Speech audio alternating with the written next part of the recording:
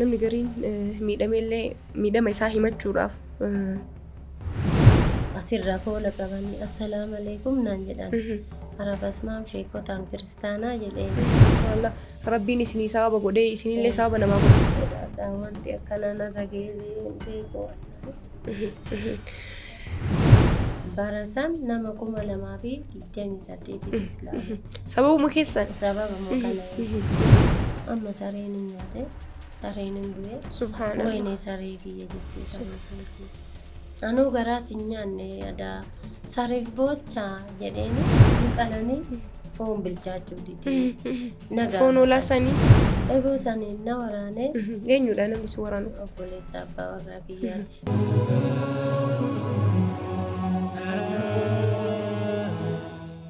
Abdiin natti hortee fuula koo ibsitaa akkan abdiin murra sittiin na cimsitaa afaanii fudhattee afaan ana keetta nafaana gufattee nafaan ammoo kufta umurii kan kee guutuu anumaaf jiraattee jiruu kiyyaaf jecha lubbuu teenaaf laattee nafaana beelottee nafaanas dheebotte harmee afaan kan keetirraa gaafa waa dhagahu gorsa keenichadha yaani natti hin ka'u gaafan abdii mure anaaf sirreessita waanan dogongore jaalalli haadhummaa akkam akka taate si keessaan hin bare. Assalaamu alaikum warahmatullahi wabarakaatu. Kun sagantaa riqicha raggee 27ffaadha.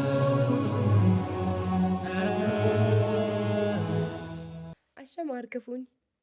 Nageenya keenya kabajaa iddooma jirtanii isin biraa gahu. Kabajamtoota jaalatamtoota hordoftoota miidiyaa Zaad kun sagantaa riqicha raggee torbaniin isin bira gahudha. Sagantaa keenya kanaan duraarraa akka waa barattan ittis bohaartan abdii qaba.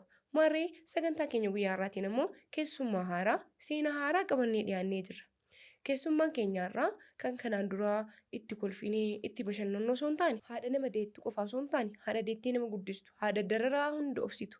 Haadha waan dhufe hundaaf ammoo harka hin jilbiiffanne islaamummaa dhufuu isaanii qofti dararaa addaa isaaniitti ta'ee ture garuu ammoo wantoota kanneen hundaaf osoo harka hin kenniin bu'aa bayii baay'ee dabarsanii har'a gahanii jiran har'a ammoo as istuudiyoo keenyatti affeerree gaafiilee tokko kaasaa yaadarraa fudhan isinis sagantaa kana itti dhiyaachuudhaan hordofaa hamma xumuraattis nu faana bu'a as sagantaa na gaggeessuun kan isin faana turu Samiraa Amaani. Assalaamu alaikum warahmatullahi wabarakaatu. Waalaikum salaam warahmatullahi wabarakaatu. Waamicha keenya kabajanii imala dheeraa deemtanii as istuudiyoo keenya waan argamtaniif anaa dhufu akkasuma ammoo galatooma. Isinillee galatooma waan nu waamtaniif. Hayyee emee ummaatii walaa barru nuunillee hordoftoota keenyaanillee wal baraamee eenyu jedhamtan eessa jiraattan?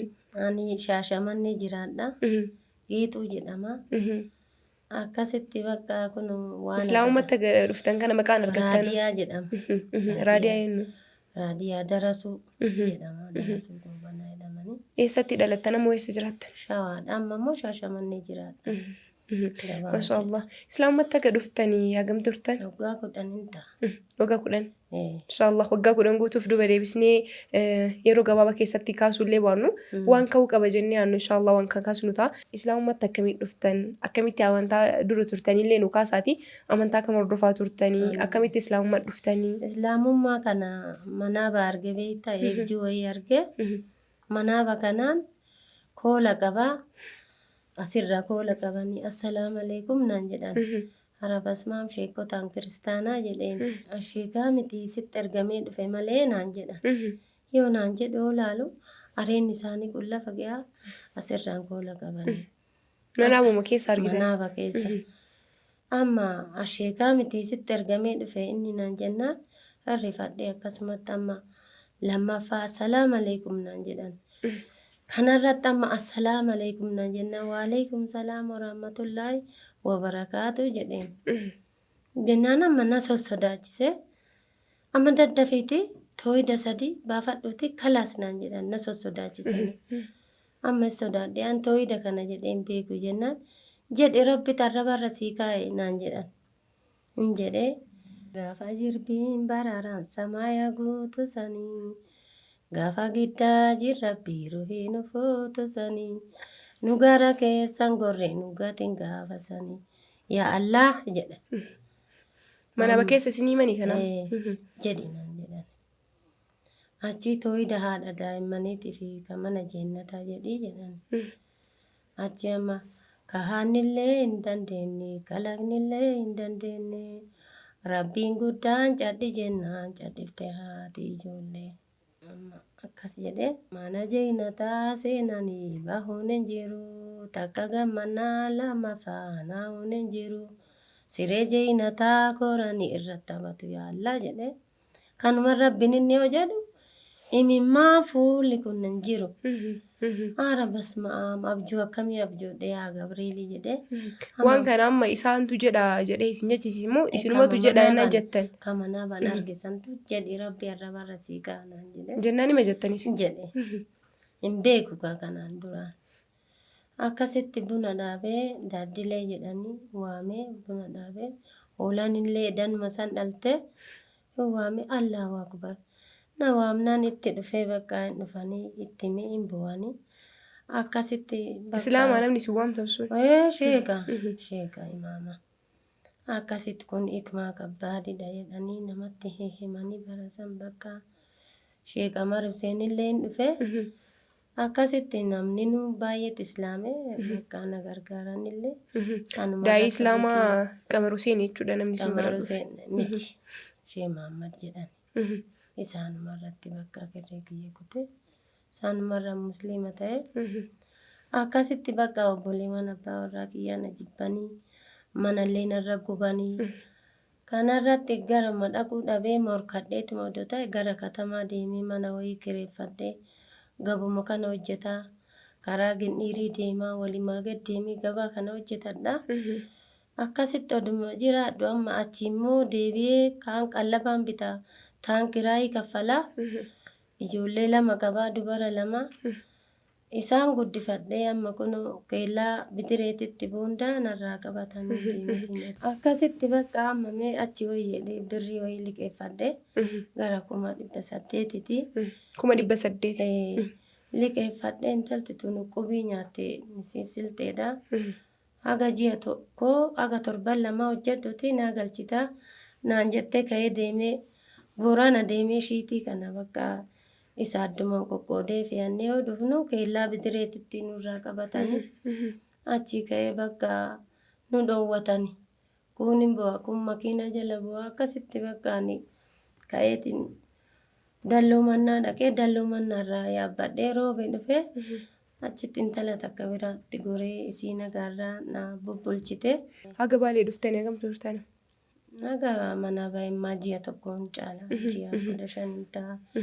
Ijoollee xiyya biraa ba'ee ji'a 15 ta'a. Mee of duuba isin haa deebisuuti. Gaafa islaamummaa qabattan san ko'ama keessan islaamummaa qabattan moo abbaa warraa wajjin moo? Abbaa warraa kiyya armii ta'e hin jiru. Isinumaa fi ijoollee keessan jechuudha islaamummaa qabate. Maashaallah sadarkaa sooshaal miidiyaatti yookiin immoo sadarkaa odeeffannootti illee haa ta'u wanta wayii quba qaba ture. Gaafa islaamummaa qabattan san isinillee yaada jidduu nakaas ta'ee turtan hoolaa wayii akka dhalatte hoolaan sun ammoo hoolaa mu'ujizaa qabdu mallattoo waliin dhalattee jedhan. Mee waan san babal'isaan akkaasaa mee maaltu maal ta'e? Hoolaa irratti kun akkuma argitan hoolaa tanarratti laa ilaaha illallah Muhammad rasuulallah jedhanii. Hoolaan ka dhalte gaafuma isin manaa argitan san ture? Bariisuma san dhalatte.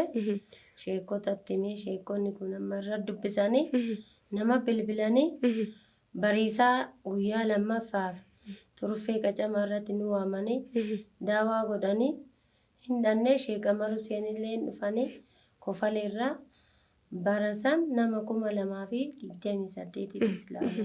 Sababuma keessan? Sababuma kana turuffee qacamaa irratti. Maashaallah. Nama 2000 guutuu fi waytu islaam. Nama 2028. Maashaallah. Maashaallah. Rabbiin isinii sababa godhee isinillee sababa namaa godhe. Hoolaan kun akkasitti hoolaa kana immoo mee 70,000 nu gurgurii jedhan jennaan ani ikmaan rabbiin gurguramu jedhee maskiidaa kenne. Hawaasaa dhufte jarri suni waanuma irra barraa'e kanaaf sabaal keernaan jedhan sabahanuur jedheen ani beeku afaan rabbumata afaan irra naqaa'e masaallahi akkasitti bakka ani kennee fi hoolaan kun amma feestaala soogiddaa hin nyaate hin qalanii foon bilchaachuu diti foon hoolaa sanii hin dhufaan guyyaa dhufan kuma lama wayii naa kennani. Hoolaan kun hin qallee foon isaa bilchaachuu didee maalii naan jedhan na gaafatan. Hikmaa rabbiitit irra jira.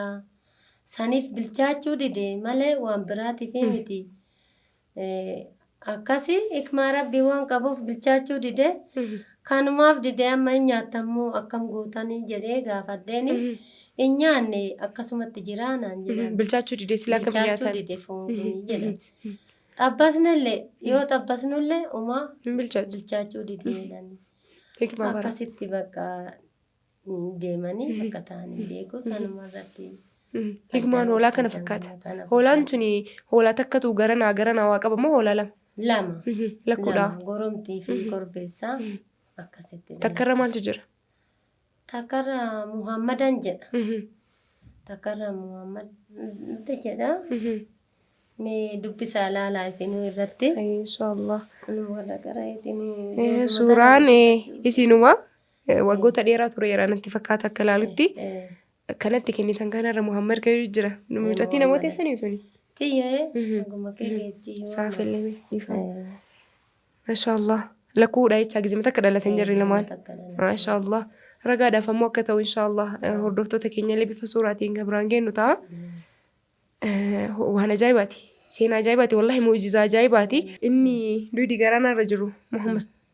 Jecha Muhammad jedhu qaba. Inni kun ammoo Allah jecha jedhu ofirraa qaba. Jechuun yookaan karaa suuraatiin illee isinii maxxansuu hin yaalla.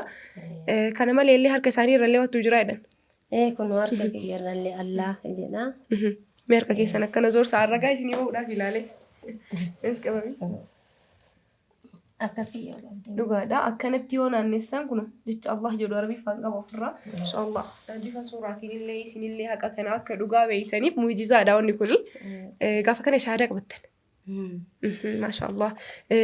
Manaa bacinetti waan kana jecha wanni saaba isinii ta'e akka islaama dhuftaniif. Rabbiin waa baay'eedhaan akka isin qajeeluma kana isinii fedhee jira. Tarii sadarkaa sooshaal miidiyaatti yeroo sana gaafatamtanii waraabamtanii. Na waraabanii turanii. Waraabanii turan gizeessan dabarsaa turanii. Beeytanii miidiyaa yeroo san ittiin darbe. Miidiyaa ittiin darbe hin beeku maal waa yaadattan.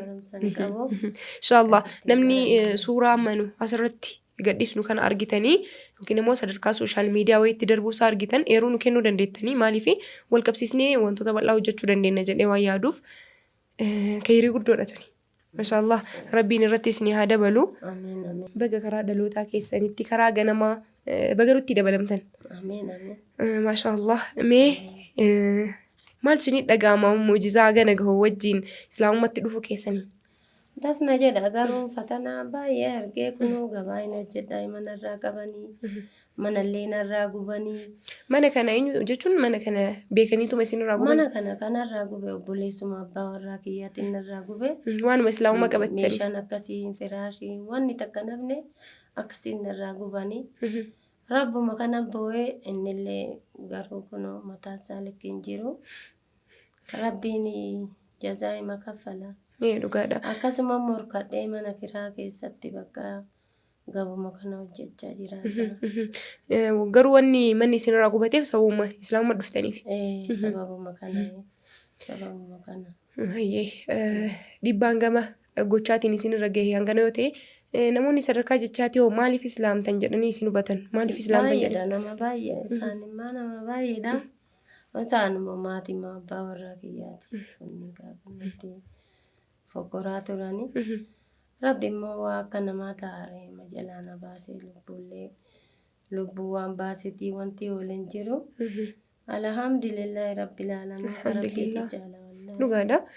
Duniyaan hamaa miti fixeensa ganamaati gaaddiduu guyyaati jedhanii hin dhuftii hin baddi. Wanti guddaan ammoo islaamummaa kana karaa rabbiin nama ofii jaallate qofaa kennu kana qabachuudha. Dursa haasoo haadhatana gara sooshaal miidiyaa keenya yookiin ammoo gara yuutuubii sagantaa riqicha argee kanan fidiiniin dura tiiktookii nama wayii irratti argeenii ture. Anillee gama saniin isin barbaacha eegale. Kana dura ammoo waa'ee hoolaa kanan wal qabatee sooshaal miidiyaa biraarra tureera. Meebii yeroo isaa yoo argannee maxxansuuf illee hawaasaaf hin yaalla. Achirratti akka rakkina keessa jiran islaamummaatti akka dhufanii akka rakkoo keessa jiran ammallee ammoo mudannoo mallaqa namaa kana wajjin hojiidhaaf namarraa fuudhanii sababa hojiitiin harkaa bittinnaa'uu kanaan wal qabatee ijoollee ofitti illee deebuuf biyyatti illee deebuuf mallaqa namaatii wanti nama harka badee deeniidha. Waan kanaaf rakkataniiti namni kun kan magaalaa kana keessa jiru yaada qaban hundallee kaasanii ibsuu dadhabanii yeroo baay'eellee deddeebisnee namoota islaama ta'anii rakkina keessa jiran kaasnee isinitti finnullee kana ammoo keessatti akka qaqqabdanii nu laaltan barbaanna. Islaamummaatti illee kan dhufan akka namoota kaawwinii dubbisanii baratanii osoo hin ta'in rabbiin mu'ujizaa garaagaraatiin islaamummaa kana ifa godhaa fi ibsaa fi banaa fi dhufe kun ammoo ni'imaa nama tokko rabbi kennu nama maraa osoo hin taane mee ummaatii islaamummaatti aga dhuftanii gammachuun isin islaamummaa irraa qabdan akkami?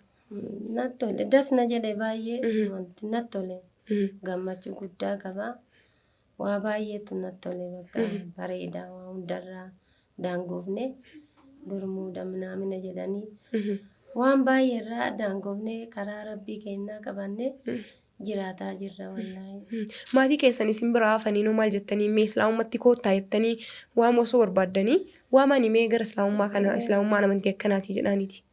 Karaan kanaa achi karaan biraan jiru. Karabbi deebisemmaa ima deebiyaatuma jira. Inshaallah ima baay'anna. Rabbi isaan haa deebisu jedha akkuma kiyya kana. Amiin. Karaa qajeelumaa waan ofii jaalateen rabbi isaan haa jaalatu jenna. Rabbiin hidaaya isaanii haa kennu. Ijoollee teessanii nuti dhiistanii dhuftan. Rabbumaaf namatti han dhiisee akkuma kee gaggeetti ijoolleen. Hin baratanii. Mee wanti akka mudannoo nu kaastan kaanii kaasuu malee biran darbu jetta yoo jiraate jarraa isin kenna. Mudannoon kanarra ga'e amma gabaa oduu galu galgala sa'aatii 12 cokoo qabatee tuman cokoo kanaan na waraane. Cokoo jechuun waraana kun nama jiruure waraana. Eeboodha moo waan akka biraati? Eeboo saniin na waraane. Eenyudha namni si waraanu? Obboleessa abbaa warraa kiyyaati. Waanuma islaamummaa qabattaniif. Eessa bira si waraana? Akkuma bakka kana na waraane. Luka kanallee na dhayanii. Hin dhiigee akkasitti uummanni naffi fiigee akkasitti narraa qabanii bakka seeraa fidanii. Isiin hin jiraattu biyya baatee wallaaltee hin galtu gara biyya keetii. Galtu naan jedhe an galtuu miti rabbi toofee fiti asitti na wakkale aneessallee dhaqu rabbii kiyya qabadhe yoo du'ellee jiraadha hin kafaru dura naan kafaru jedhe akkasitti itti hime uummanni illee narraa qabee ergasii inni akkuma mataa ta'e likkiin jiru inni nu kuunillee mana kiyya gubee hawaa gubatee saniifillee mannillee gubateefanii wanni duubatti deebiif hin jiru. In kafaru dura naa yoo du'ee qarbitti gala malee jedhee akkasittiin bakka tigilumaan jiraadha. Mudannoon narra ga'e kunuu kana ija badduun na laalanii baagala kiyyan jaalatanii. Akkasumatti uummanni musliimallee anumarra lolaa. Amma booda namni si tuqun jiru jedhanii ani lafatti sanuu gadhiisee fi katama galee. Mana kiraayii kaffalaa kunuu jiraadha. 500 ji'atti kaffalaa jiraadha. Shashamannetti jechuudha. Gabaa hojjetaa karaa guyyaraati. Akkasittiin jiraadha kunuu. Ammallee itti isin deebisa. Waa'ee gara sadarkaa jechaatti akkanatti salaatti ilaalamee akkasii asoodhaan as hojjesanii wantoota sadarkaa jechaatti isin jedhamallee rakaasaa rakkoon qabu. Biyya deemetini bo'aa dhaqee amma salaata rabbii salaata deemu. Maal fakkaatti? Indi maal jechuudha akkanatti amma immoo maal uffattee qalqalloo uffattee geejjettee ol jettee jalbii uffattee salaata kiyya qadaan godhuun salaata sa'aatii an salaata san immoo biyya keenya musliimni waan hin jirreef amma reef sesseene malee hin jiru dur amma reef jammare akkasitti sa'aatii an salaata san na laalanii yoo na ajjeesanillee maal abbaasaa tawakkaltu alallaahi. Jedheetuman salaata kiyya salaata boosan aga boo'a balleessan ka'ee galee gara mana kiyya. Sadarkaa jechaatti illee wabayii jedhamtanii jirtan jechaadha. Jedhanii waa meeqaa biddeenattuu buuphaa kallee tabbasanii marjiyyuu itti naqanii naa fidanii. Isin ajjeesuuf? Bismillah jedhee akkanatti nyaachuuf afaanitti wanne dushittaan nadha'e. Hayi meekootu qammasi soogiddirra dha'uun oolu soogiddi baay'atuun oolu jennaan. Maaloo nyaadhaati beefoon kana waan hin nyaanne fi naan jettee obboleessa kiyya.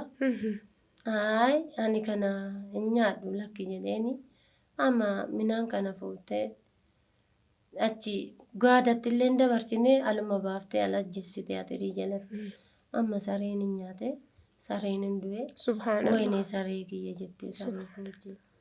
Anuu garaas hin nyaanne yaada sareef boocha jedheeni akkasitti bakka ani akaayii shumburaa kana kiisiin naqadhee isuma nyaadhaa bishaan dhugaa bu'aa balleessee ka'ee gale. Isin ajjeesuuf jechuudha yaaliin kun. Eh, Waan baay'ee ulfaataadha. Islaamummaaf jecha waan isin taatan kana sanii waan jedhamu miti. Lubbuu keessan baasuudhaaf ejjennoo guddaa fudhatanii jiranii. Amma akkami hariiroon isin maatii isa wajjin qabdan? Ani hin naqu kaa. Hin naqu gara isaaniillee hin naqu. Isin hin barbaadan jirrillee? Isaanillee gara koo hin dhufan. Anillee gara isaanii hin naqu. Akkasitti jiraadhe kana dhiisee hafe. Amma irratti ba'aan jiru martuu isinuma. Jechuudha ilmaan teessaniif illee ba'aan jiru isinuma amma irratti. Anuma bakka anumatu. Baga rabbii taateen baay'een ta'uu danda'a. Namni waan baay'een nama yaaluu danda'a. Lubbuu nama baasuuf ammoo qaama miidhamaa nama godhuuf waan baay'eef yaaluu danda'a. Tarabbii fedhee nu hanqattu. Tarabbiin jedhiin ammoo humtuu nu rangahu. Alhamdulillah musliima ta'uu kennaan ammoo adada mokkoramnuun adada qormaatamnuun irratti jabaataa deemna. Rabbi isin bira haa jiraatu. Kanuma rabbiin ammallee gadhaabina isin haa kennu. Daynii namaa kanallee rabbiin karaa ofii fedheen karaa silaa hin ta'a jedhee yaadeen isinirra haa baasu isiniin jechuu barbaada akka ilmoo teessan takkaatti. Ammoo hawaasni musliimaa bal'aa jira. Isinillee ilmoo qabu ilmoo guddisuu ilmoo abbaan qabane abbaan bira hin jiru ofii keessanii faajjanii guddistanii san irrattuu waan nama of harkatti fuutanii wanni kunillee isin harkatti bade asoo nama keessan keessa jiraattanii tarii isinillee yoona silaa gabbaatanii yookaan akkanatti xaaruudhaaf yookaan liqaa namaatti seenuudhaaf yoo hin mokkortan yookiin hin yaaltan jedhee hin yaalu. Maraafuu rabbi keeriyaa godhu hawaasa bal'aa kanaanillee wanni jechuu barbaadda yoo jiraate mee hawaasa kanaan waa jedhaan amma afaan ittiin waa dubbadhullee hin qabu. Miira gaarii keessallee hin jiru. Isaanummaa waan ofii fedhan jechuun waan silaa isin irraa barbaada yoo isin dubbatan gaariidha jedhee yaada. Mee hawaasa kanaan waan irraa barbaaddan wahii waan barbaaddan jedhaanii isin Maal dhaga'an. godhaan amma gara iyyannoo gara itti galfadhu hin qabu uummatuma musliimaa kanatti iyyadha. Idaa kananarraa baasan jedhee gara isaaniitti iyyadha rabbiif isaanitti iyyadha malee gara biraatitti garri iyyadhu hin jiru rabbiif isaanitti iyyadha malee. Akkasitti anammaa aga islaama ta'e aga gara musliimaa deebi'e takkaa nama kajeeleen beeku namallee na gargaara jedheen beeku humnuma kiyyaan taaggalee ijoollee tiyya guddifataa ture. Amma immoo kun wanti kun narra ga'e qabeenyi hin jira ka warra kiyya isiin moo amantii jijjiiratteef jedhanii ofumaa qoodamanii ani barbaadu jedheetiin biraa galee amma orga musliima ta'e hoggaan 10 nama kadhadheen beeku ofumaa taaggalee jiraadha. Qooqallee agabullee obule nama kadhadheen beeku ofumaa taaggalee humna kiyyaan jiraataa ture. Amma immoo kun gabaa oduma hojjetadhu wanti kun narra ga'e 800 anamma beetasaba kiyya bira odoo dhaqee ilma na gargaarani waan amantaa jijjiiratteef waan kuno amantaan qayyaratteef kuno kanaaf sifattane Gabreeliin jedhaniitiin waan kana na dhiyeessan gaafadhee jennaan. Gaafatanii Kanaaf turtan. uummanni musliimatu narraa kaffalaa 800 kana jedheetiin biraa deebi'ee isaan gaafataa tureeni silkiini.